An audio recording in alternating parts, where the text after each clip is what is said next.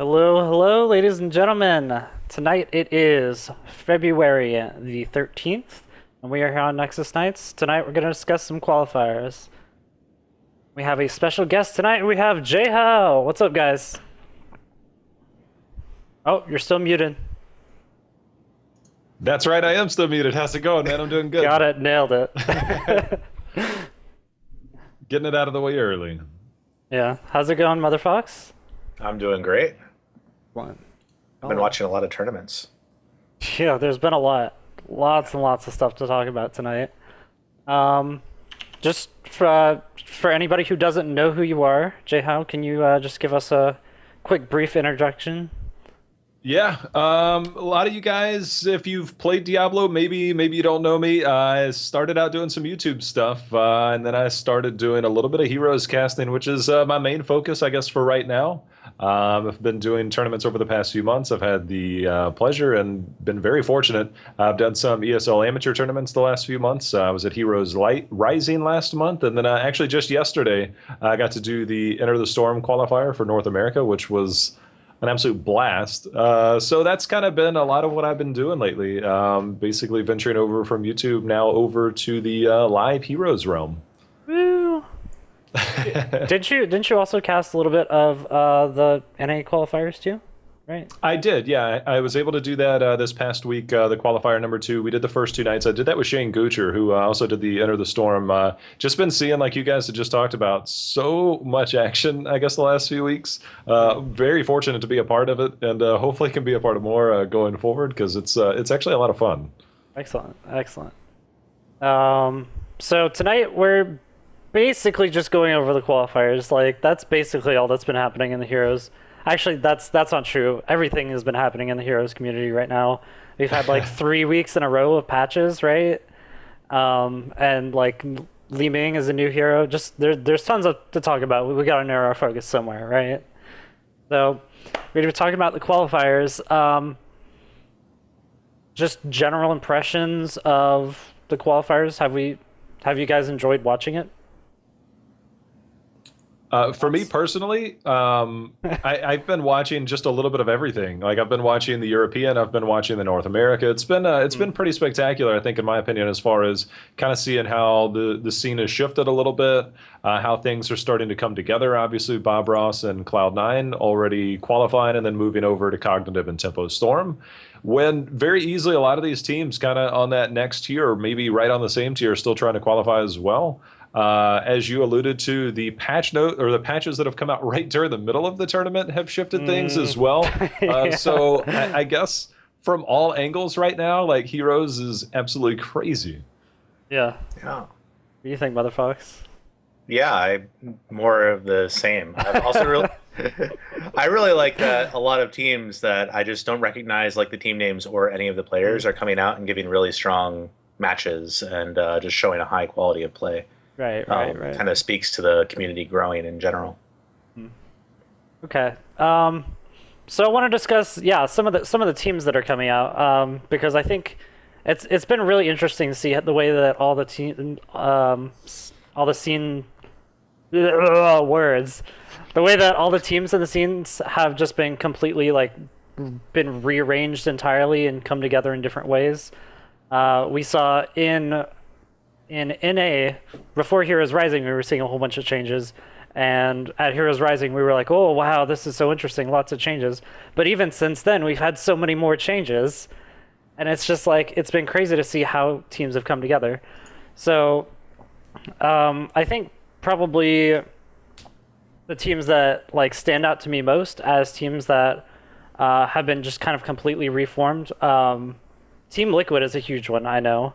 Because they basically just got an entirely new roster since they had last year. Virtus Pro got completely changed out. Which American teams? Cog did, right? There's been some shifts. I think Cognitive. I feel like they picked up one new person. Is that Cognitive? They got rid of everybody except for Iacona, and then they brought back Glaurung. So they have 3 out of this. Yeah. Or 2 out of the original 5. Yeah, then there were some musical chairs with C9, Tempo Storm, and Bob Ross. Oh, yeah. Arthalon and Fan jumping around. Yeah. That was That good. I guess that one really drew my attention. So being at Heroes Rising and being able to cast and talk to the guys, because there was actually, um, God, I don't want to give away secrets or anything because I don't think it's really a secret. I think maybe there's just some confidentiality because, like, I actually, but like after the game, I actually had like 2 minutes and I would just kind of discuss a few things with these guys. Right. Kenma in particular was really fun to talk to. The Bob Ross fan club guys have to be the most entertaining group possible. But we talked about it briefly. I got to interview Fan after one set of games. I got to interview Kenma as well. So I talked to these guys like in between games. I had McIntyre as well. We talked about it in between some of these games as far as how some of these things were going. They really seem to like the changes that have gone on, and I like that their approach was. But I remember on air, I asked Kenma something about the changes, obviously with Fan coming over. I was like, what is this like? And he gave an honest comment, and I don't think it was intended to be a shot at anybody, but he openly said, he's basically easier to deal with and better. In much more sensible terms, but I was like, huh. All right. Well, I wonder who's going to take that the wrong way. And that's kind of what really interested me. Yeah. Because I was really surprised nobody kind of took that and ran with it. But I remember when he said it, I was like, oh, and I remember looking up over at the other side. Like, did anybody like glance over? Like, did you guys hear what I heard? And so that's kind of, I guess, one of the more interesting things for me in the scene is the changes and that we've seen a little bit of banter with Resurgence lately. There's been some issues during some tournaments, and they've been catching a lot of flack. And then Yeah. there's some back and forth between players that they've had or haven't had that are on other teams. It makes for entertaining. It's the drama. It's the juicy drama of the scene. I didn't want to right? use that word. Do you think it's better for the scene if the drama like comes out and everyone can read it and really revel in it, or do you think it's better to kind of try to keep it behind closed doors so it doesn't affect the players as much? For me, I'm a huge sports fan, right? I love sports. I love video games. It's like the two things. It's like my two passions. So I think about it in the sense that you think about sports and there's always something that needs to come up, whether it's internal or whether it's between teams that has to come up, I guess, to draw interest. And I know we're going to touch a little bit later on things regarding, how this forms as an esport. And I really think that, you look at this, you take a look at sites like ESPN, there's always something that's going on that might be controversial or something that comes up. And I feel that it's that way in pretty much all aspects of today's media, in that we have to have some type of drama, and you don't necessarily even have to call it drama, but you have to have something. And so, like, I really wish, like, we have Cloud9. They're seen a lot of places. Tempo Storm's very well known. Bob Ross Fan Club is a fan favorite. But I'm telling you, if those guys can get some FaceTime and this scene starts developing, those guys are going to be hits. Like, those guys, talking to them, their personalities, I like that. That's what I think the scene needs as far as either drama or personalities. And I think that it's an evolving state right now. But I do personally think that kind of stuff is needed to keep people's interest. Interesting. I can see it now, a rule for a tournament that you're not allowed to like do the dance animation when you're coring someone. I asked Cloud9 off stage because they were on Dragonshire and they were waiting on one of their players to get back, and they had the Dragon Knight and they all used the / dance right in the middle of the map. And it was right there on the screen. And I was like, was there any ill will behind it? They're like, no, we just didn't have anything to do. And I'm sitting there thinking, like, I really wish you would say there was something behind it because that would be much more fun. Oh gosh, yeah. I would say all the horrible things that I've done in games, but I just recently discovered B-stepping, and it's my favorite thing to do. Like, anytime you make a play, just immediately start B-stepping your opponent. Makes you a horrible person. But anyways, Shows off your skill. yes, that's right. It shows off my B-clicking skill. That's great. So let's go ahead and take a look at some of these teams that have qualified. Just real quick. Probably won't be able to spend too much time on this. So in A, we had Bob Ross and Cloud9 advanced in the first one. I think those two were pretty unsurprising. And then in the second qualifier, we had Cognitive Tempo Storm. Again, I don't think that was really surprising. You guys think? What do you guys think? I mean, Well, when I'm you gonna think let you start this one off. I was going to say when you talk about the NA scene, these are four of the teams that should come to mind immediately. So Right. there's definitely no surprise there. Okay. Excellent. I would venture to say, and this is just from an outside perspective, Tempo Storm I think was probably the least of those four locks, just based on a couple tournaments they had been in recently. But the second qualifier, because they got put out in a storm, but there's also the issue that it's best of one very early on. But Tempo Storm had a few issues, I think, going in. But the last like 2 or 3 weeks, they've looked really strong. Like they're solidifying their spot. I feel like they might have stepped back, but they're stepping right back up. And that's what I would love to see how that goes, or that does going forward, especially at the LA qualifier. Right. I think that's another one of those things. Whenever you have like a huge roster change like that, they lost so much of their core roster, and especially they also brought in a lot of these, I guess like quote unquote new guys like Srey and Goku in particular. Yeah. Those two guys they don't really know this competitive scene like the former roster of Tempo Storm did. So it's really interesting to see how the team evolves and how those new faces kind of get put out there. And I'm more or less really impressed with Srey and Goku and the improvement they've shown even since like Heroes Rising. I think it's been really good. So moving onwards, Blaze and Panda Global got in the last one. Again, I think those are two pretty top teams in NA. Do you guys have anything to say about that one? I'm a huge fan of Blaze, and I think a lot of people are, because They're so they cool, don't- man. they don't always play the traditional comps, and they're really fun off stage and they're really fun on stage. So I think Blaze has a lot of fans, and of course, if you follow them on Twitter, you know about all of their tweets, which are also entertaining. So from all facets, like I really like the fact that Blaze made it. They also play really well. I do wonder though, because like they go up against some of these top teams, and the same strategies might not always work. And I wonder, like, is it a matter of with these changes, will it make it a little bit easier playing field, or will they just start to refine their strategies towards these top teams and finally break through with some of their play style? Because a lot of people like it. Right. I think it's always been one of those weird things where they always play like some kind of unorthodox style, and it works for them, but maybe with the meta shifting, that may shift them into a standard, what they're doing as a standard, and they may actually suddenly get really, really good. So it's going to be interesting to see how they evolve. Yeah, for sure. I'm a little bit disappointed Resurgence hasn't gone through yet. I actually think Resurgence is one of the top like top four teams. I'd say like third team, tied with Cognitive, honestly. Ahead of Tempo Storm. Yeah, I think they're better than Okay. Tempo Storm.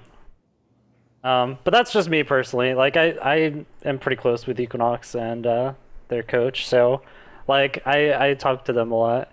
But I really do think they have like a really huge potential for blowing up in the I scene. agree. It's just I think I guess the most disappointing part about this week when we talk about qualifiers is the internet issues that they had. I was actually Yeah. casting that when it happened, and it Oh, was gosh. really tough. Like they got put out by a team that was playing really well, but at the same time, it was unfortunate circumstances. So like if Right. Resurgence doesn't make it on Sunday, which they seem to be favorites, you can look back to this past Wednesday and think that I thought that was their night.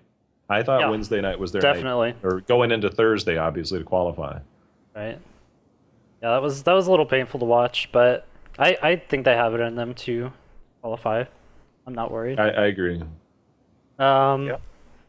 So looking at EU, how much of EU have you watched, Josh? I've watched a decent amount, but I guess I don't really follow the particulars. I've seen a lot as far as like the high level goes and stuff like that. Like I caught a lot of what went on today, But Right. what we were talking about right before was I'm also playing at the same time that I'm watching, so I'm not watching as intently as I do the North Right. American scene. But I Sure. am making sure I'm familiar with who's winning and what's going on. Right. We did get our last two teams today, which was Pigs in a Blanket and My Insanity. Pigs in a Blanket. No, but I have never heard of these guys. They came out of nowhere, and they beat Monkeys of the Storm, or no, Sandwich Monkey, Team Sandwich Monkey. That's the one. I think they also beat Monkeys of the Storm too. But they showed Yeah, up like Monkeys really went around. impressively today. I don't know what they did, but like it was impressive. Was it the last game today that it went down to a base race? Was that the last game, or was that one of the end of the best of three? I can't remember which game that was, but I remember there was like both teams were on the core, and it was pretty incredible to watch. I don't know. I was kind of AFK today. You mean you do stuff on Saturdays? That's crazy. I'm usually on top of these, but not today. Unsurprisingly, I think we saw a lot of the other EU favorites go through: Virtus Pro, Not Sincere, Fnatic, Dignitas, Liquid. Those are all big names that have been around forever in EU. I think the most surprising one was the very first week we had Google Ishtzont. They made some really good games too. Who are these guys? I don't think anyone knows, but I watch EU games during lunch hours at work sometimes, and the Google games are really good. Same goes for Go. No, I actually haven't watched any Go games. Are they really good? I thought they looked really good. Okay, excellent. I noticed that their results are really consistent. I think they've got like top 8 at least every single qualifier. So yeah, they're solid. I like the teams in Europe. Overall, I think the teams in Europe look stronger than the ones in NA. Like I feel bad saying that, but I feel like the difference between the top teams in NA and like the mid and bot tier teams is like really huge. Whereas in NA, like pretty much everyone's at like mid top tier, and then there's like lower level teams. I don't know. Just an interesting little thing I noticed. There's an observation that I noticed from watching EU games is that in EU Twitch chat and EU games during Twitch chat, they always talk about how bad the NA teams are. And listen, in NA Twitch chats, they talk about how bad the casters are. It's really interesting. It's a really interesting paradigm there because they're constantly saying like, "Oh, NA this, NA that," and they're always like cracking on it. And in the North American scene, they're just like these casters, and I'm like, "Yeah, okay." I think everyone just wants Caldor to cast everything. I mean, the man can only do so much, right? Like, one day they'll say they would like Jay how to cast. yeah, that's what we're One looking day. for. All right. So moving on. So that's pretty much all the teams. Did we miss any? Oh, King of Blades Alpha. I want to talk about them real quick. They came out of nowhere at Heroes Rising, and like everyone thought that they were gonna be one of the bottom tiers. They were just gonna get eliminated instantly, and they did kind of get eliminated pretty quickly, but they looked really good nonetheless. And ever since then, I think they've been just playing absolutely excellently throughout all these qualifiers. I think they're really good. Do you guys think the number of teams that just seem to come out of nowhere is a function of the game being so young, or do you think that this is just going to be like an expected thing going forward forever?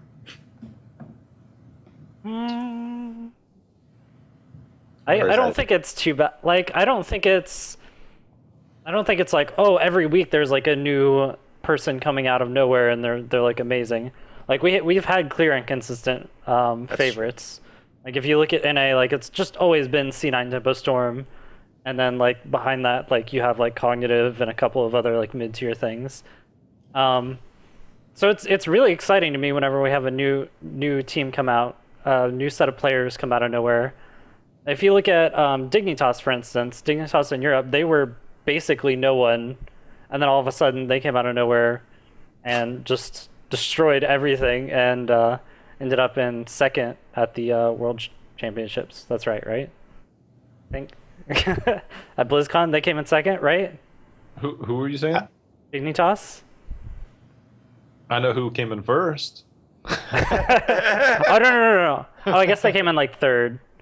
My brain is scattered. All right, Dignitas are my boys. I love them. Like, I have a quick, I guess, thought about that in the sense of these new teams. All right, so I think we could venture to say that there's 5 teams that everybody is very intimately familiar with, saying that they're probably the top 5 teams. You got Bob Ross Fan Club, Cloud9, Tempo Storm, Cognitive, and then you could throw Resurgence and possibly Blaze in there, kind of right in the mix, right? Mm-hmm. And then what you talked about, you have Cloud9, Tempo Storm, and Tempo Storm obviously starting to come back strong. Bob Ross Fan Club. So we've got like our top 2 or 3 teams that you would say are kind of like at the top. And then you've got like a next set of tier teams that you're like the right underneath them, potentially can beat them on any given day. Mm-hmm. But then we talk about the amount of teams right below it, and it's shallow, but they're kind of the names that we recognize, like 2Arc and King of Blades and those types of teams. And King of Blades obviously coming out of nowhere. If you look at that and you talk about 8 teams, 10 teams, that's only 50 people out of the entire North American scene. I guarantee you there's some really good people out there that are just waiting for an opportunity or waiting to come around, or maybe they're just not in the competitive scene. And I think that I hate to throw this out there, but money talks, right? And as more money gets thrown at these tournaments, people are going to come out and they're going to say, hey, we want to play. This LA qualifier is huge. I mean, you talk about $100,000. Now, some of these teams are just joining thinking, oh, I'm going to join, whatever. And we saw some pretty terrible gameplay out of some people, right? But at the same time, we've actually seen some pretty interesting moments where we see these teams, like you have like a Team Nam who's been in the amateur scene. They started playing really well. You know, and I think it's just a matter of time that you take like a couple of the all-stars from like Team Nam per se. Maybe they should fit into the top tier. Maybe they don't. But there's going to be teams somewhere along that line. And then we find somebody that, hey, they're like, hey, you know, I'm not really in the competitive scene, but I'm not bad. When you talk about 50 people out of the entire North American scene, I feel like there's potential from all over the place, especially when you start putting dollar signs in front of it for somebody that's like, hey, I have a reason to play now other than just, you know, having a 4K MMR. You know, I really feel like it's going to evolve. And I really think that we are going to see a lot of teams pop up this year. I mean, there's a lot going on. I think about the next qualifier. There's got to be people preparing already. I feel like it's an evolving process. Yeah, I have a friend who was on Cynics Reverse. I don't know if you got to see or cast any of those games, but I would like Cynics Reverse was basically a no-name team, but I thought they played really well.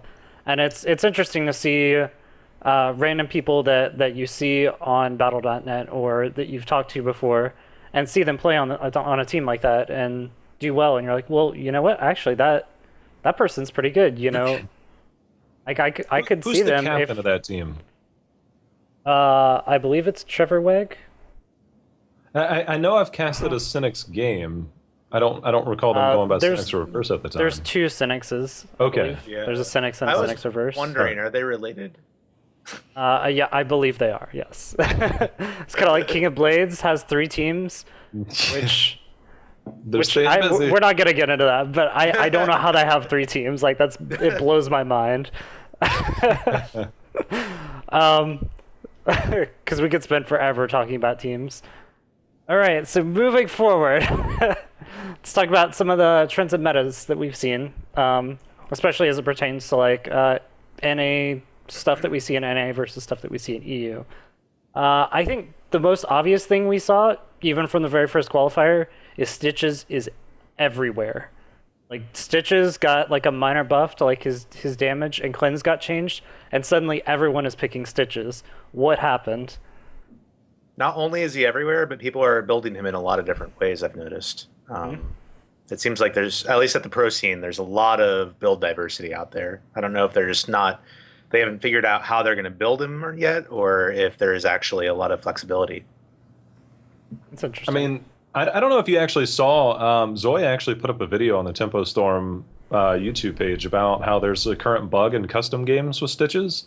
And he was actually banned out, or he was not allowed in the games today during the EU qualifier. Oh, really? Yeah, apparently, if you guys are able to check out the video, apparently it revolves around when Stitches is in the fog of war and he throws his hook out. And they actually have video evidence of it. he throws his hook out. It's only in custom games, which is the weirdest part. But it's only in custom games when he throws his hook out into that. And so the team that is on the defending end, their frames drop to like a couple frames per second, almost unplayable. And they showed multiple, I guess, recordings of it. And so he was actually banned out of the EU qualifier today, which I thought was really interesting. But as far as it goes, like this was during that game, because I don't know if you guys caught the Enter the Storm yesterday. They had like a 30-minute game on Tomb of the Spider Queen. And it was constantly like, if Stitches hooks the right person and you get that pick off that late in the game, it's in your favor. The problem is they kept, and I don't know if this was just bad luck or whether it was just great positioning from Tempo Storm, but they kept grabbing Srey, who was on either Johanna or Muradin and always had some type of easy escape, and they could never capitalize on it. But they were just literally looking for that one hook, that one hook, that one hook over and over. They never got it. So I think that's why Stitches, I mean, obviously the damage buff, I think maybe brought a little bit more attention. The hook's always been there. Nothing else really changed. Right. So, I mean, I guess it gives you reason to say, all right, he's justifiable now. But I feel like maybe a lot of people are saying maybe we should have been picking him this whole time. I don't know.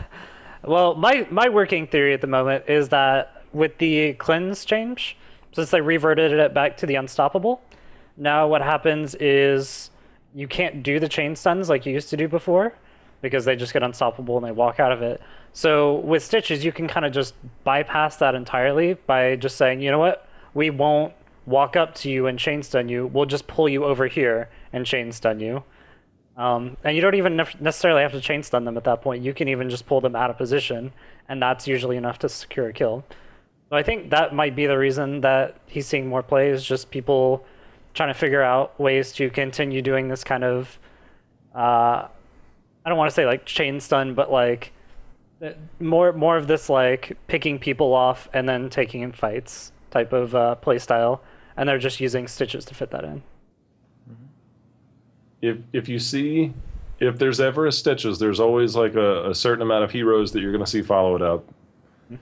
I mean, it's just the compositions, I guess, are somewhat, I don't want to say predictable, but you know, we've been seeing a lot with Malfurion or Karazim or something like that. Somebody that can root them or stun them. We saw Tassadar with a force wall, different things, I guess, to kind of to do it, but they're building around that one pick, just like you were saying. Yeah, it's really interesting. I love the hook into 7-sided strike. That's the coolest. It's pretty rough too. Whoever that'll take care of the hooking Muradin problem.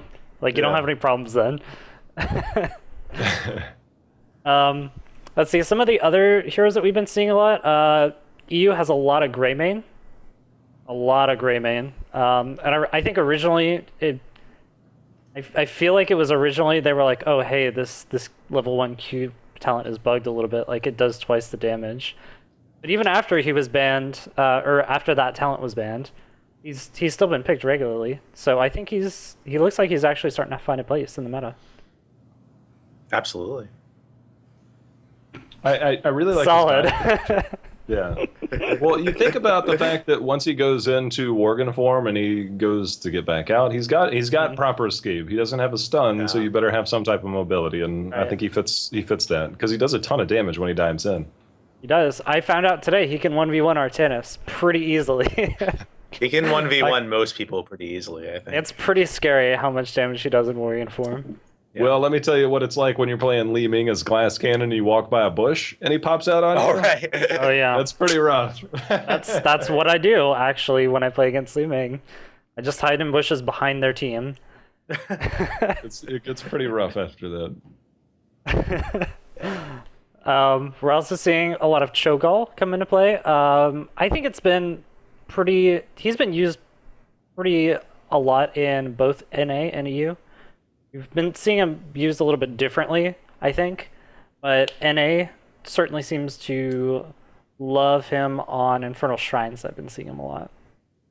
Yeah. So I've actually not seen a single game with Cho'gall in it yet. Really? Just by happenstance. It's exciting. Every time it's exciting. I mean, just last night, Cognitive went game 3 with Cho'gall on, I believe it was Infernal Shrines. Yeah. Like, so what kind they of put all their eggs in. Well, he definitely has another warrior. I feel like I've only seen him paired with Rehgar so far, but that might just be because Rhaegar's OP. Like teams are like, oh, we got Rehgar. Okay, we can just win the game now. Yeah, just go Cho'gall, go anything. Cho'gall does, so I know from personal experience, Cho'gall works really well with Rehgar, but I play Rehgar a lot, and I'm getting really tired of going, oh, Rehgar works really well with fill in the blank. Just about everybody. Yeah. But yeah, I've seen him a lot with that. He needs a second tank, and then usually there's a damage dealer. That's the typical Cho'gall setup. Yeah, you don't see anything different. There's definitely a strong assassin up there, and then a warrior. But if you think about Rhaegar's level, I think it's his level 13 talent. His shield now does 15% of your max life for a shield, and you think about Cho. I mean, that's a pretty significant shield. And, hey, that's why Rehgar pairs really well with Cho'gall. It is. Yeah, it's the 15% shield, it's the lightning, and then Cho can just charge into the enemy team, and you get full value out of your ancestrals every single time. And it's really easy to hit them because, I mean, you have a ton of warning. Yeah. You're like, oh no, he's dropping below 5,000 HP. That's right. I'm excited to see Cho'gall. I'm kind of wondering if I actually like him or not, because I feel like it feels a little cheesy to play him sometimes. I don't know. think it did because he was so, I guess, underwhelming. He was so underwhelming that it felt like, all right, it's almost like we might have a chance to win, but it's almost like a BM pick. But you saw Shadow Bolt Volley. I mean, that received one of the most the biggest upgrade I think I've ever seen in terms of like percentage. Oh my gosh, Shadow Fury, the level 20 upgrade, that is like once you get Shadow Fury, the game ends. Like, you just annihilate a team. Oh, it's so scary. I want to pull up those patch notes because it was pretty significant. Let me find it. Sure thing. It feels a little weird to like him, but I feel like there's still plenty of ways to exploit it competitively, because once again, the biggest weakness to Cho'gall is that he's two bodies, or he's two people in one body. So you're always going to be one body short. And I think there's plenty of ways to exploit that by moving around the map and creating pressure in other areas. And I misspoke. It was Twisting Nether that got the buff. Oh, yeah. That's right. How much was it? It went from 342 to 415, and it goes from a 4% per level increase to 5% level. That's why I'm wondering, are we going to see this? I don't know. Shadow Bolt Volley is just so good. I think that what you were just saying about rotating away from Cho'gall is kind of a problem in his design, because he's a hero that at the professional level, like, kind of encourages not engaging the teams together, and that's not really fun to. That's not necessarily fun to watch.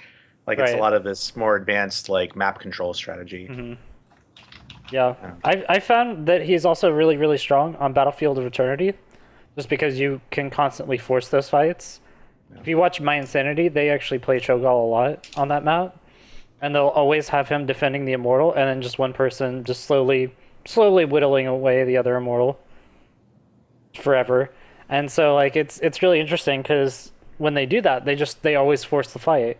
Like, you can never deal damage to the Immortal because you can't fight Cho'gall. And if you just go stand by your Immortal and defend it, then you're not doing anything, right? So it's really interesting how he can be used to kind of dictate that teams have to fight in certain areas, or they can't fight, you know? Nevertheless, we're definitely seeing a lot more of them than we saw a few weeks ago. Yep, definitely. I think those buffs are helping him.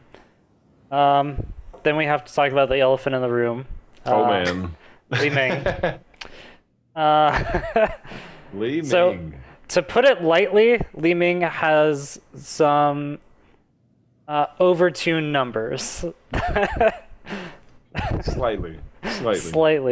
I did the math. So the normal mirror ball glass cannon build, when she pulls off her full QWR combo, it does a total of 3,900 damage, up to 4,500 if you get tall Rashes. Wow. So that's enough to one-shot approximately a third of the heroes in the game. It's just so powerful. Like, now, I guess I'm straying away from the direct Li-Ming talk because I'll get to it in a second. Like, all right, let's take a look at Li-Ming, right? So within like 2 days, maybe even 1 day, I think it was within like 24 hours or 48 hours, Dustin Browder sent out a tweet, said, hey, we're looking at the S of Johan talent because, you know, it's crazy. Like, if you don't choose it and you're trying to go that build, then I don't know. Like, the thing is with Li-Ming, you actually see some diversity, but I think if you're at any level, you're going to go with that S of Johan because, it makes magic missiles. Like, it goes from a skill shot to, like, if you don't hit it, you're bad. You know? Right. And so... Yeah, you just throw the Arcane Orb and the missiles in the same place, and it will always hit. Yeah, so... I don't know if it's a matter of bringing down the radius which it pulls, because even then I'm not sure, because they want it to do that because, you know, I mean, they need that type of interrupt. They need that type of grab, especially when it gets to max range, because the explosion radius is bigger. I just, and then we talk about the range on everything. I mean, there's no telling how many times you can just walk up to a tower and just be completely out of range and just like take it down in like 5 shots. Like it's so unreal, like how strong she is. But at what trade-off do you take, right? Like where there's no, how do I put this? There's no solution except they've changed some stuff for some other heroes. But I mean, what is anybody come up with anything reasonable? Like, what do you guys think about Li-Ming and like what the heck is wrong with her and what do you do? Well, you could be really Go ahead. You could be really ham-fisted about it and just have her do half damage to structures. That would help. Just She's better than take any the Aurelia specialist. approach. Take the Aurelia approach and just nerf her continually forever until she doesn't do anything. This is not related to what we're talking about right now per se, but it just occurred to me that the S of Johan is the essence of Johanna. Yeah, Because it grabs people in. Okay. know Well, from okay, Diablo. that makes sense. Yeah. It is interesting. It's an amulet in Diablo I'm very familiar with. Is it actually short for like Essence of Johanna, or is that just a thing? Like, That's what does something I S just made mean? up, but it makes a lot of sense, right? Okay, yeah, I mean it would, does. if you think about her condemn, yeah. Especially since they're from the same universe. Ooh. Okay, so I just got done writing a first impressions article on Li-Ming, and I got a lot of flack for not just overtly saying that she was completely broken OP.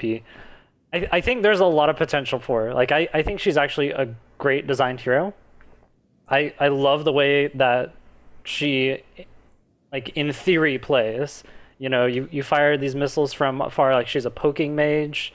But you have like this short range escape, so you can jump around, and if you start to get up kills, like you start snowballing, and that's exciting. I think that's fine, honestly. I think the design is just fine. The problem is just I think that all of her numbers are way too high. I think if she just had a damage nerf all the way across the board, and if S of Johan was either moved to 13 or 16 to compete with some of those talents, or just completely removed from the game, I think it'd be fine. But like I don't want to jump to a conclusion and say she's just a broken hero. She's a horrible design. Blizzard has no idea what they're doing. Have you guys been playing with her yourself? Oh yeah. I every time I got first pick in Hero League today, I grabbed it. Like without a doubt. I will say, you're like, I win. Okay, cool. GG. Because I've been drafting her a lot, and I think that she feels a lot more broken when you pick that mana ability at level 1, Astral Presence. Because you can be very careless with all your skills. Like, you can just throw stuff out all the time. I go with oh man, hold on. The second one, it's not the Astral Presence. It's the one that grants you more mana and more damage from globes. Yeah. I can't believe I can't think of her name right now. As I go in you could probably get up to like 5,000 damage with that combo with that. Power Hungry. So it restores 100% more mana, and you get 10% ability power, which means it just amplifies their damage. So if you can get like a globe, like say you kill some minions right there before a fight, and you hop in, you instantly have 10% more power on something that's already completely broken. Like I would say take down some of her range, because both of her skills run really low cooldown. I mean, hell, maybe even just saying like lower structure damage, but or maybe saying like this is the damage, but it does more damage to heroes, however you want to word it. But you take a look at the way it's set up, and that it's on such a short cooldown. And let's say you start off the game, you go over there, you kill some minions, you grab a globe. I mean, there's so many times you can just walk up and poke. You're not even in range of the towers, and that's something that almost no other hero has. And you don't need it. But one of the things that I was curious about. So they weren't quick to just come out with a nerf. There was a lot of flack, when they came out with the balance changes on Wednesday, and they're like, "Why no Li-Ming nerf?" And I get it. They need more data, right? But at the same time, two very distinct things that I think happened. Hinterland's Blast, and I know I'm going to get flame for this because Mighty Gust has so much utility. But Hinterland Blast got a huge buff. And so did Pyroblast. Pyroblast you're got gonna a get significant buff. No one's gonna agree with you there. No, I remember somebody saying in voice chat the other day, and I don't know if they're right or wrong. Maybe somebody's done the math here, but I remember somebody saying something about if you take Pyroblast with enough GP stacks, and I know this is crazy, right? Because you got to get GP stacks to scale toss at the high tier. Nobody gets enough kills in a game, anyways. I know that, right. But there was enough damage on Pyroblast to once you get GP stacks, and then at level 20, it was enough to one-shot Li-Ming if she went glass cannon. Right. There's one problem with that. I was in a Hero League game the other day with a random friend, and they got pyroblasted, and they died in one shot because, it's a counter. And I just whispered them, and I said, look, if you just teleport to the other side of the pyroblast fireball when it's about to hit you, it doesn't go off. And really? The Li-Ming never got hit by a pyroblast for the rest of the game. Yep. Oh. It's a really big problem. Yeah, that is a big problem. Pyroblast in general just has a lot of issues with it not connecting, which is why I think putting it on a 100-second cooldown makes no sense at all. All right, bring on the butcher. Just charge it, put her on the hitching post. Right, but you put it there's so many counters to it. You can do the same thing with Zeratul Blink. Any Bolt of the Storm works as well. Metamorphosis. There's a whole bunch of talents that just completely negate the effect of Pyroblast. If they can fix that, though. It's just worse with Li-Ming because she always has her teleport available. Or she can run away from the Pyroblast long enough to have her teleport available. Right. Pretty much 100% of the time. Broken skills are broken. Yeah. Forget anything Li-Ming OP, it's terrible. GG. But I did actually see a video of a Kael'thas one-shotting an Anubarak with Pyroblast. He took the level 20 talent and had full GP stacks. It was kind of ridiculous. Nice. Can Anubarak burrow away from it? I don't know. I think we talked about this briefly at one point. I'm not sure if that he's actually invulnerable when he's burrowed. No. But No. who knows? Who knows? I'm meaning to at some point just load up custom games and just try this out with every hero, just see if there's ways to dodge it. Yeah, I don't think everybody knows about the teleportation thing, though, because I was watching a video from one of the guys on Tempo Storm, and I forget which one it was now. But he was talking about counters to Li-Ming, and he mentioned Pyroblast as a possible counter. But, did you have to have Li-Ming with the extra teleport range? Because it's really small. The radius of Pyroblast, you can get right past it with a normal teleport? I know you can do it after level 13, but Illusionist is already something you want to take often. From what I understand, whenever she uses teleport, it actually cancels targeted abilities. I could be wrong, and there's an addendum to that, but as far as I know, if she uses teleport, it cancels targeted abilities on her if they're still in mid-flight. So it's really weird. Yeah. I've never tested it without Illusionist, but with Illusionist it does work. Okay, because I know a lot of people do go glass cannon. I think Illusionist is definitely the safer and more reasonable choice. But I wonder, if you're not running Illusionist, if you can evade it. Right. Maybe. Don't pick up your heroic until you see what Li-Ming's level 13 is. KT's gonna wait. KT doesn't need his ult anyway. It's not important. They're terrible. All right. So, I think that pretty much covers it. Is there any other heroes that you think really stand out? I mean, we talked a little bit about Rehgar, but I think it's pretty obvious. All of his numbers just got buffed. He's great now. But their balance changes though. I know he's great. I know he's good. He's going to be their first banner, first pick. But I don't believe that he's any meta shifting thing. I think that you can let a Rehgar pass through, in my opinion. I've seen it already in a lot of these games, especially since Wednesday, and it could just be the people behind them, right? But Rehgar's not a guarantee. Yes, the lightning shield is extremely powerful, but they took it down. I think when you look at it, it was something like just over 16%, almost 17% in terms of its base damage.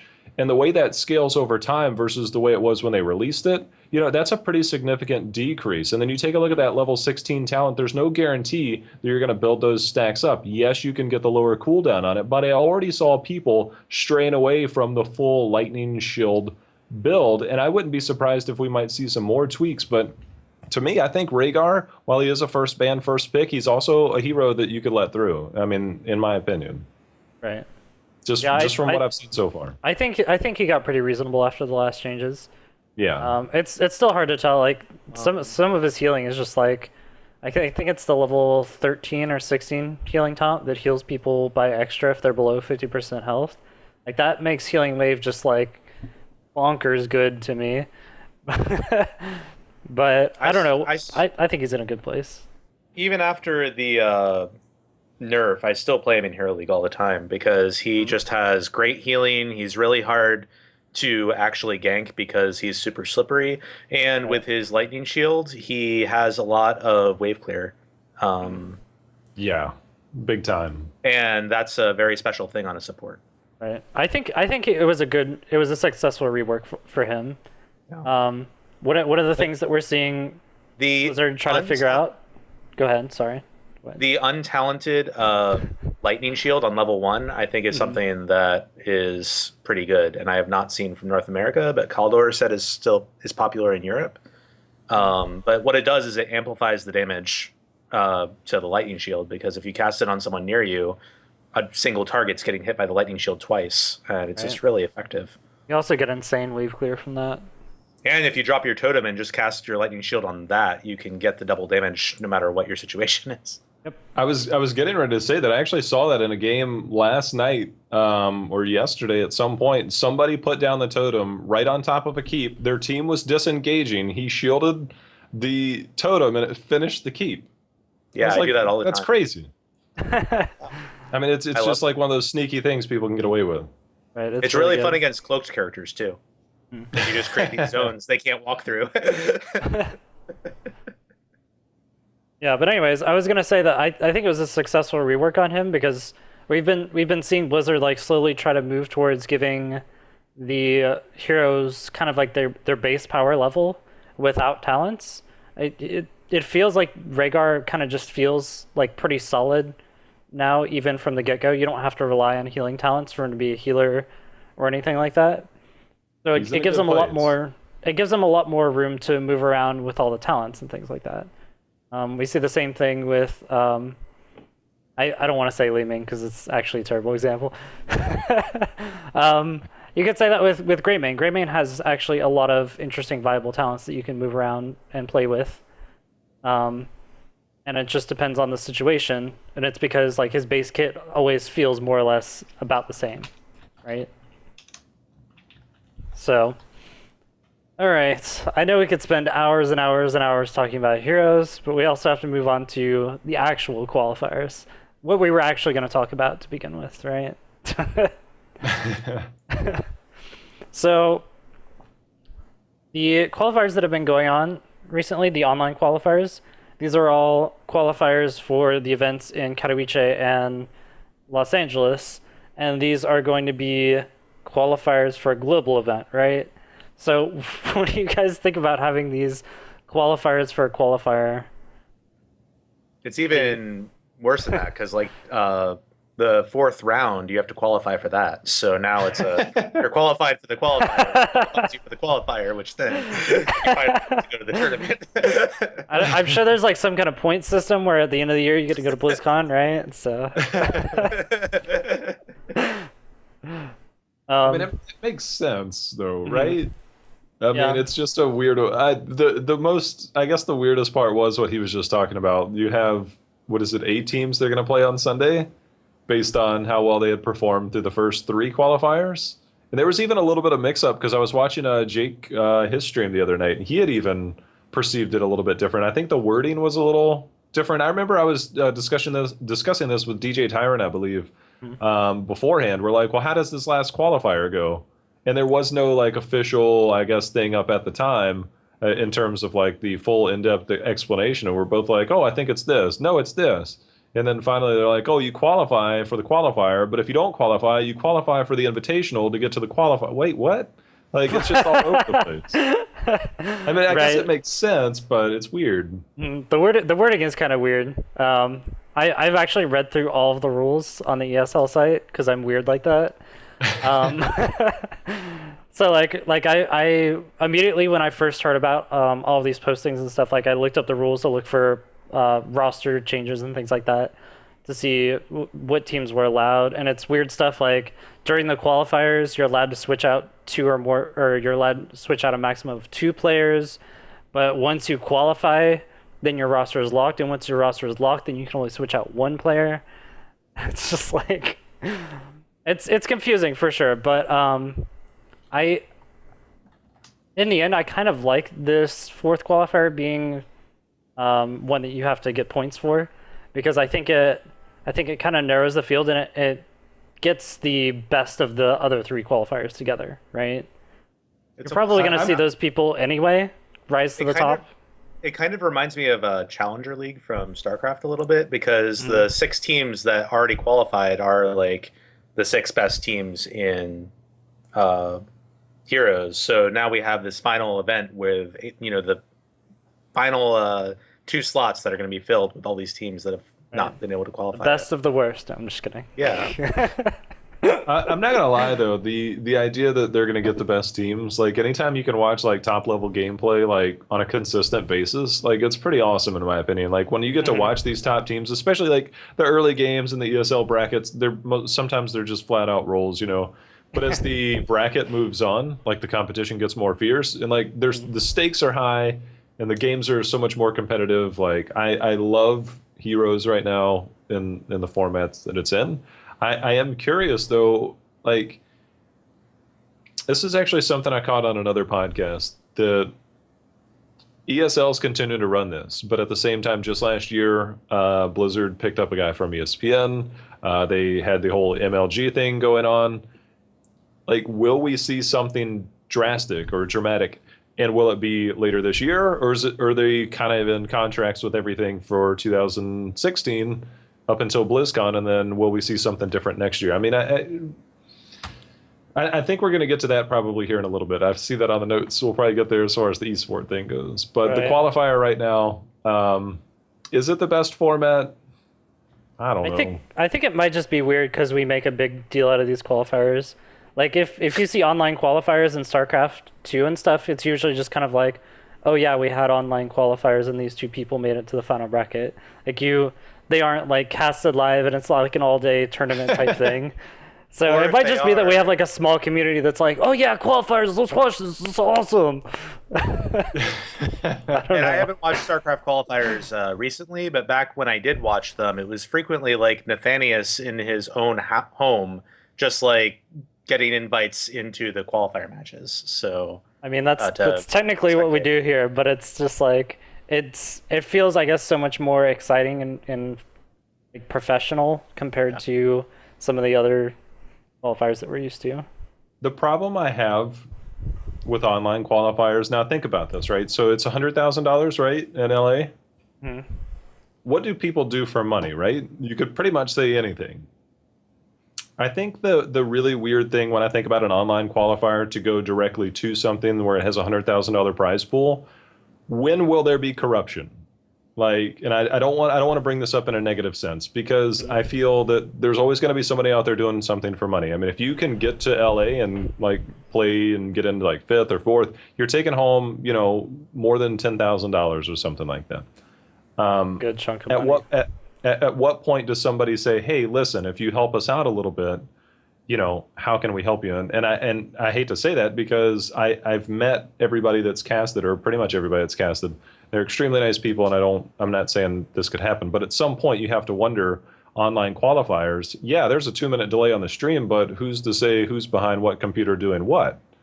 And that's the part when I first started getting into the scene is like, all right, that's cool. You guys got a delay, but what if I share my screen with anybody?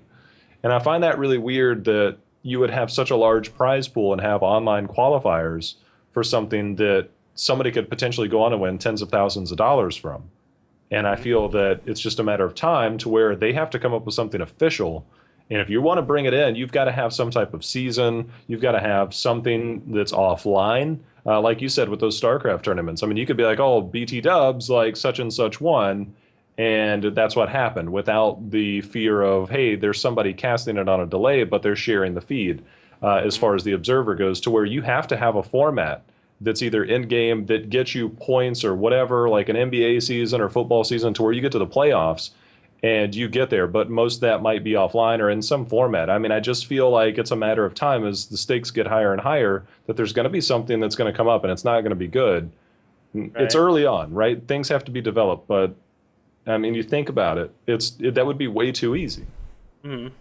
That's why I don't really like the online qualifier, in my opinion. Casting. I gotcha. And I'm a caster, right? What am I saying?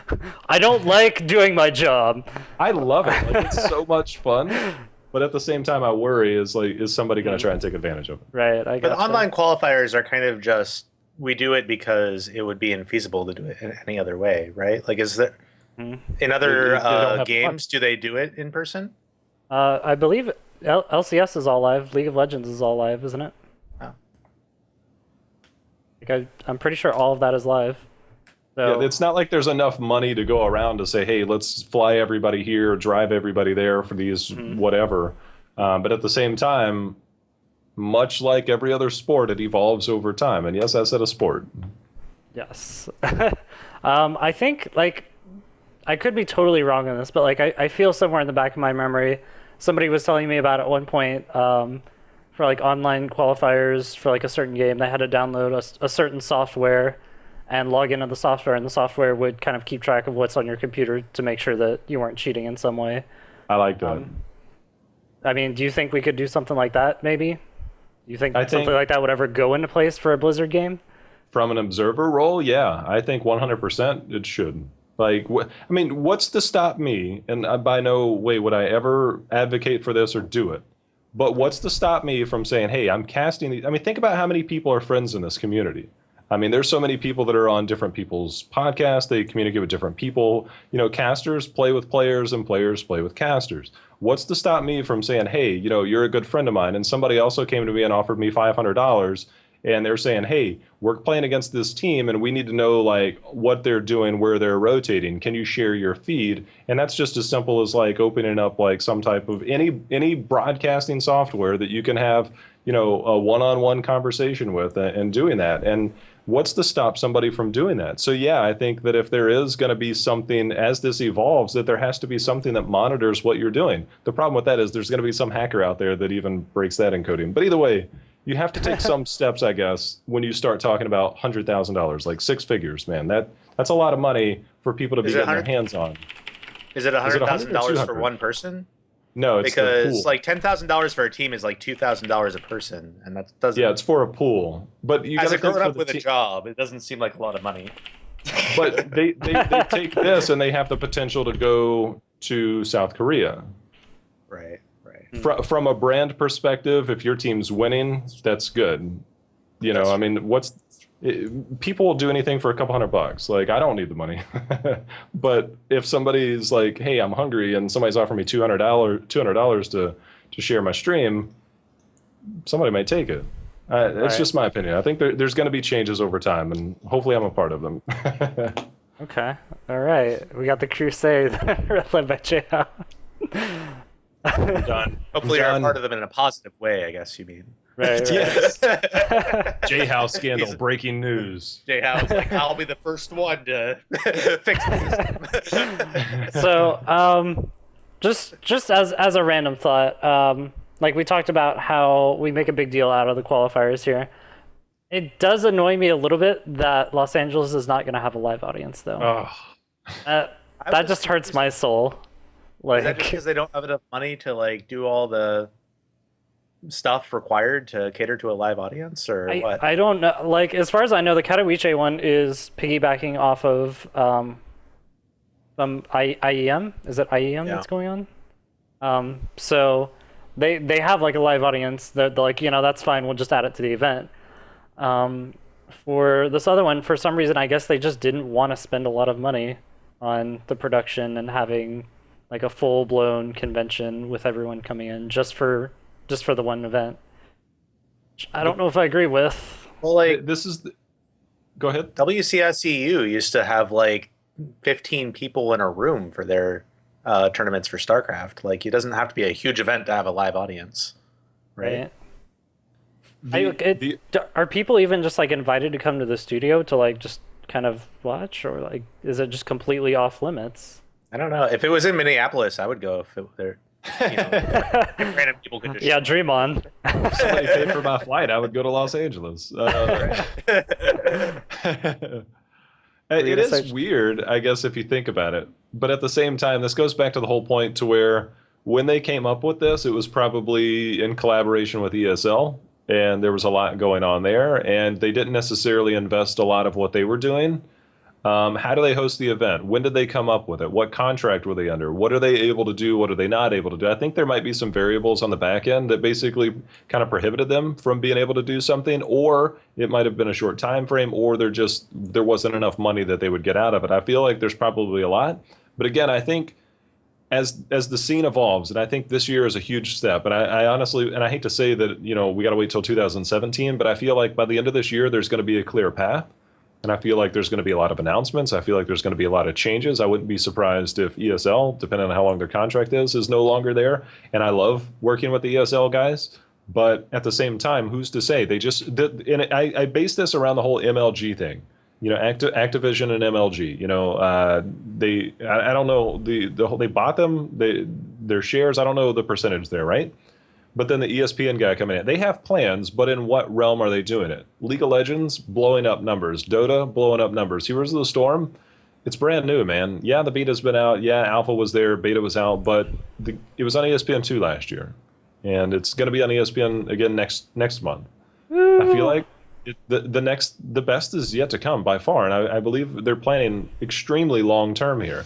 And I see that this LA qualifier with no audience is like the infancy stage, even though the game's been around for over a year.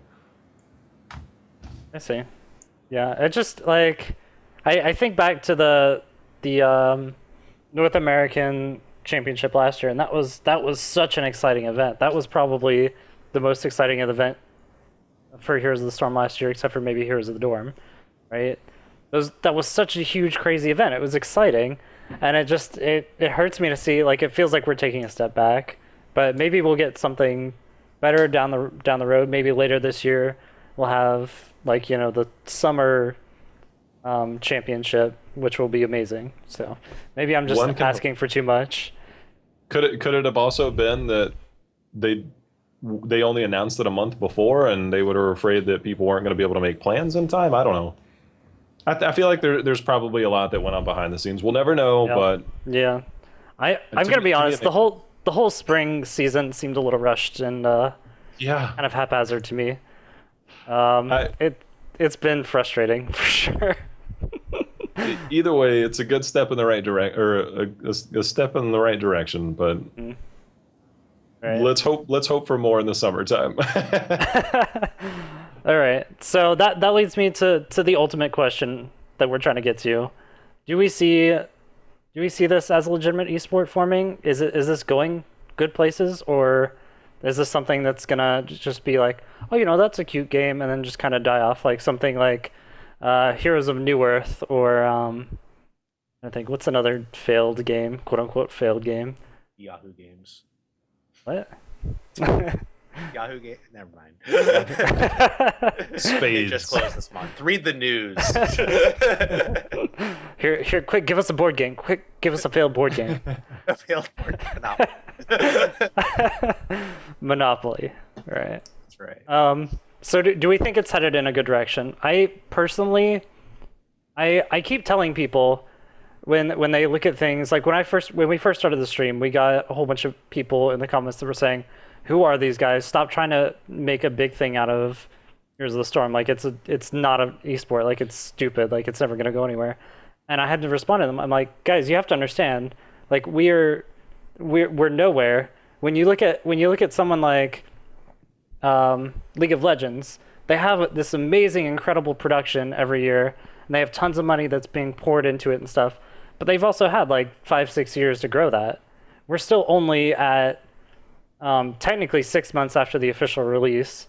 If you want to be like super proper, say we have like a full year behind us, but we really don't have a lot of time behind Heroes of the Storm. It's going to take some time for that viewership to build up and for Blizzard to want to invest more money into it. And I think they've shown a willingness to put a lot into the game this year, especially like it was $4 million altogether, the spring circuit, right? Yeah. Which is that's a lot of money. I mean, it's a drop in the bucket compared to some other things, but that's a lot of money. Can I ask you guys a question? And this is, you don't have to give specifics, but if you buy a game, it's like $60, right? This game's free. But would you say that you've probably spent more than $60 on this game? No, I stopped spending money when I hit $60. Did you? I kept track. I kept track. Did you really? I did. Wow, you were. But a lot of people that play, would you venture to say that there's probably a decent amount of people that have spent more than $60? Yeah, I think play so. With people who seem to have every special skin available. Yeah, I know. So, or that guy who bought stim packs for 10 years on Reddit, that was amazing. There's lots of hobbies out there that people blow a lot of money on, and it's just because it's what they enjoy doing, whether it's like golf or whatever. Like, I mean, I think it's fine for people to spend money on stuff like this. You could go out to the bar like 3 times and spend more money. And like, I don't go out to the bar. You know, this is a hobby, and it's something that I thoroughly. I don't think I've made a single dime off Heroes of the Storm, but I've probably spent God knows how many hours doing it, whether it's playing, casting, or doing whatever. But at the same time, I think that I'd be really curious to see how much money they're putting into it and how much money they're getting back. Because when you see all these people on their skins, like the winter thing that they did, the sale, I'm not going to lie. I'm like, oh, that's half off. Yeah, I'll buy a few heroes. Like, I'm cool with that. I bought things during the half off because I was like, well, I might as well. And then I realized I was unemployed and didn't have a job. And I was like, God, why did I do this? Why did I do this? This was a horrible idea. Blizzard Entertainment is ruining John's life. That's You could say that. No, I'm just they're kidding. exploiting him. He is. But yeah, I spent like I haven't spent a lot of money because this is actually the first game it's the first free game that I've ever spent money in. I like am strongly against microtransactions because I'm like, you know what? I'll just play the game with the normal skin. It's fine. But I finally broke. My pleb mount everywhere I go. My pleb horse mount is amazing. But I finally gave in over Christmas and spent like somewhere around $15. And the funny thing is, immediately after I spent it, I was like, you know, this is really nice. You know, that would be like a really cool spin. I kind of want that skin now. And I found myself being like, how much can I spend like per month? Can I spend like $10 a month on this game? It is weird. Like, if you look at it, I mean, it's really easy. Like, I remember like buying something, I was like, okay, you know, like I'm probably not going to do this that often. And the next thing you know, it's like, oh, maybe. Oh, damn it, I did anyway. You know, like, oops. Oh, well, that's still cool because I have it now, you know? Can you imagine like how many people are doing that by accident? Not even by accident, but they're doing it and they're like, all right, you know, and then some people probably like, oh, that wasn't so bad. Then they do it all the time. But I feel like there's probably some money that they're getting back on it. I mean, they're doing a great, but they have to produce the content. So depending on the trade-off, I don't know. Right. Well, it's also complicated because there's a lot of cross promotion for the games. So like people who play Heroes of the Storm, like for instance, me joining Heroes of the Storm, I no longer do games on Steam just because I'm so addicted to this game. And now everything I play is a Blizzard game. And there's got to be other people like that. So I'm sure that, you know, the folks at Blizzard have that kind of gamer in mind. Right. Yeah. I guess that was the part as far as the legitimate esport and stuff about like putting money into it, right? Because they have to get money back in order to put money in. And you think about that with sponsors as well. And, you know, we talked about this shortly before the stream. And I alluded to the fact that I really feel like when we think about it, it's like define a legitimate sport. Like, is it something or legitimate esport? Like, is it going to be something that stays in the scene? I feel like 100% it is. When was the last time Blizzard really did anything that you're thinking like, all right, this isn't going to work? And this is from an outside Legacy of the perspective. Void. The Real Money Auction House. Oh man, don't get me started on that. Nothing. The game stayed in place. They salvaged that. I mean, think about the money they've put into that game and the amount of changes that they've made, and they're not making any more money off of it. Shout out to all my Diablo people, because I love Diablo. But I remember when I heard about Heroes of the Storm, like I remember trying to play League of Legends a long time ago. I thought, this is slow. This is not my style. I'm used to first-person shooters and Diablo and World of Warcraft. And I thought, all right. And then I remember hearing about everybody, hey, I've got these betas for Heroes of the Storm. And I was like, all right, whatever. Like, I'll get to it eventually. I eventually got to it, but it was never anything that I followed. It was never anything that was mind-blowing. But I remember at some point last year, I was like, all right, I'll give it a shot. And then I started playing it, and then, so on and so forth. Here I am. I got addicted. And I think about, like, you say that so lightly. yeah, I love it. But you think about the layperson, right? So if I hear something's in beta, it doesn't have as much interest to me unless I get in at the very beginning of the beta of things. And when I hear about the title and I knew that it was going on, to me, it didn't really spark that much interest. And then I realized like how far along the beta was, and it was open and everything like that. I got in eventually. I was like, okay, this is different. But I feel like there was probably a lot of people, and I'm just speaking from an average John perspective. Right, gotcha. But but either way, I feel like that happened. And then they did their official release, which it felt, I don't know, to me a little underwhelming, but they did their official release. And so I basically view this game as coming out last June, which it did. I think it was like June 2nd or something like that. The beta's been out. There's been tournaments going on for over a year now. That's cool. But I feel like the same way that you approached the topic of League of Legends, it's not like they started the game and within a year they had like $5 million tournaments. That didn't happen. And so I feel like the game is in its infancy, the same way that I alluded to the fact that the LA thing doesn't have viewership, which even was surprising to me. That just seemed really off. But when you sit back and look at it, I feel like the potential is there. They probably have a plan for this year and next year. They brought in the guys from MLG, they brought in the guys from ESPN. They have to have something in place. And I feel like they wouldn't be investing this much time and this much money. We're far enough into it that they're committed. The people like us are committed. And I feel like it's only going to bring on more and more people over time, especially when it gets this viewership. I wonder, when you talk, again, money talks, right? You put money on the table, somebody's going to try and grab it. And we talk about Heroes of the Dorm. It's going to be huge this year. I mean, think about last year. Everybody's like, what the hell is going on my TV? Like, they were so confused. And then now we're going to be looking at it next month, saying like, oh, there's these people and there's a lot of money involved. And like, I imagine there's going to be parents asking their kids, do you play this game? Like, what's going on? And now these kids are going to see that you can make money, like the next generation, the next few years, these people that are in high school going into college, they're going to look at it and say, hey, there's a legitimate chance for me to do what I'm doing now and make money off of it. And I feel like, and again, I hate to keep saying money, but if there's money on the table, it's going to draw interest. And I feel that what we've seen in League of Legends and Dota, these huge arenas being filled out for just ungodly amounts of money for playing a video game, I feel that Blizzard is already on track. I don't think it's a matter of will it get there, if it's going to happen. I feel that they're already on track with their current form. And I think right now it's a legitimate esport. And I think that it's at its very beginning. And I'm super excited to see where the peak is going to be. Like, what's the peak? There's so many articles coming out. I mean, think about it. Just a few weeks ago, ESPN put up a new section for esports. Now, Heroes of the Storm isn't on there, but they had Hearthstone on there. How long until Heroes of the Storm goes on there? I feel like it's just a matter of time that all of this goes forward. And I think that we're already there. And I'm telling you, man, I feel like by the end of this year, going into next year, and I know it's a long way away, I really feel like Heroes of the Storm is going to be like up there, not on League of Legends, not on Dota level just yet, but I feel like they're on their way. Do you think they'll hit the top 10 Twitch like most watched games? Yeah. Yeah. It's tough right now because, I mean, how many personalities do you know as streamers, right? There's not that many.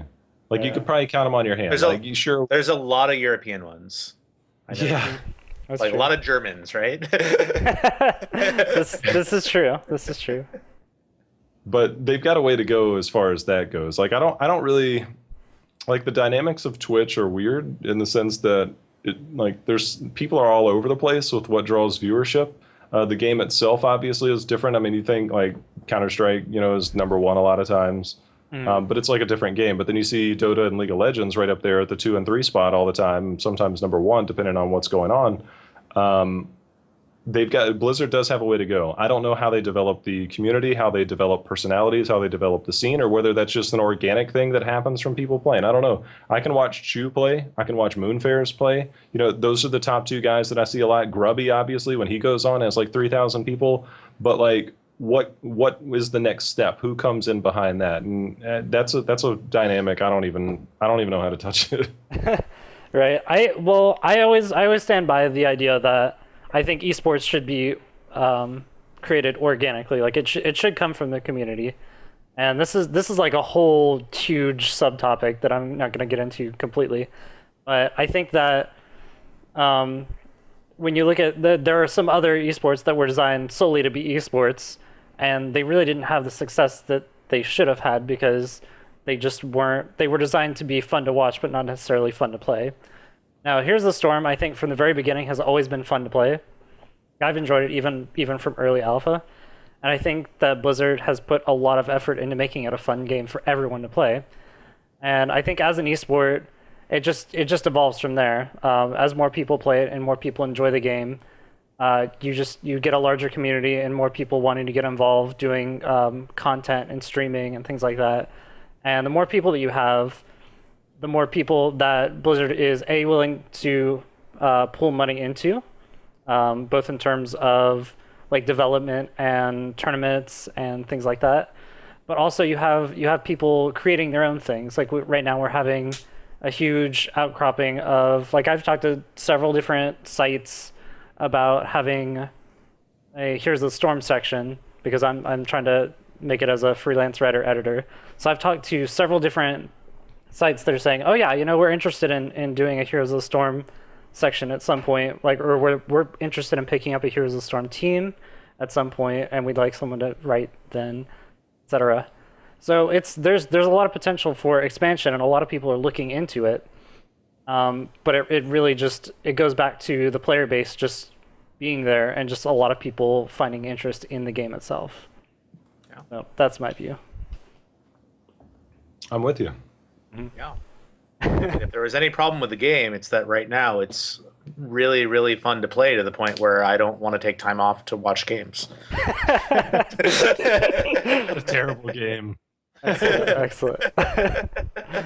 All right. Do you guys have anything else to add to the discussion? Any other thoughts on the qualifiers or anything?